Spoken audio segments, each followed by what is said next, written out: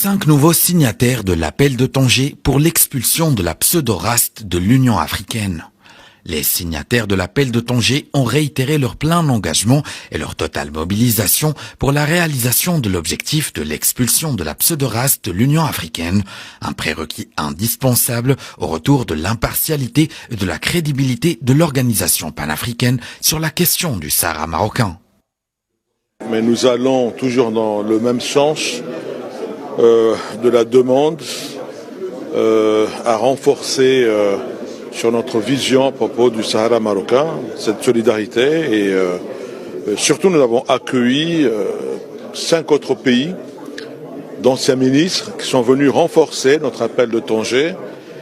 Et nous sommes très heureux parce que notre appel entendu, plusieurs ministres du continent sont venus nous rejoindre et nous espérons continuer et que dans les semaines et mois à venir, d'autres encore vont venir parce que nous sommes en train de rappeler la vérité historique sur la situation du Sahara marocain. Historiquement, le Sahara a toujours appartenu au Maroc. Il y a eu une erreur qui s'est produite, qui a conduit à la création de ce pseudo-RASD qui ne repose sur aucune base légale ni historique sur sa création. Ces signatures portent à 23 le nombre des signataires de l'appel de Tanger depuis son lancement il y a un an. À cette occasion, les signataires de l'appel de Tanger se sont félicités de l'impact continental et de la dynamique suscitée par cette initiative. Pour la seconde fois au sein du groupe que nous appelons l'appel de Tanger pour réaffirmer de manière solennelle la marocanité du Sahara. Et nous avons décidé d'aller un peu plus loin, c'est-à-dire de rencontrer nos chefs d'État, nos ministres des Affaires étrangères au sein des communautés économiques et régionales et surtout au siège même de l'Union africaine pour faire en sorte que cette affaire-là, pseudo-RSD, soit remise à l'ordre du jour pour obtenir l'expulsion de cette boursouflure qui n'honore pas l'Afrique. C'est une victoire pour notre groupe de Tanger.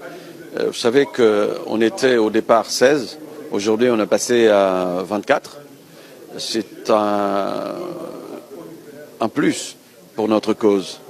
Vous savez que nous avons toujours dit qu'il faut réparer cette anomalie historique, cette aberration juridique et ce contresens politique qui avait été créé artificiellement par par l'organisation de l'organisation africaine, l'OIA à l'époque, en 1982. Aujourd'hui, le monde a changé. On n'a plus de guerre froide.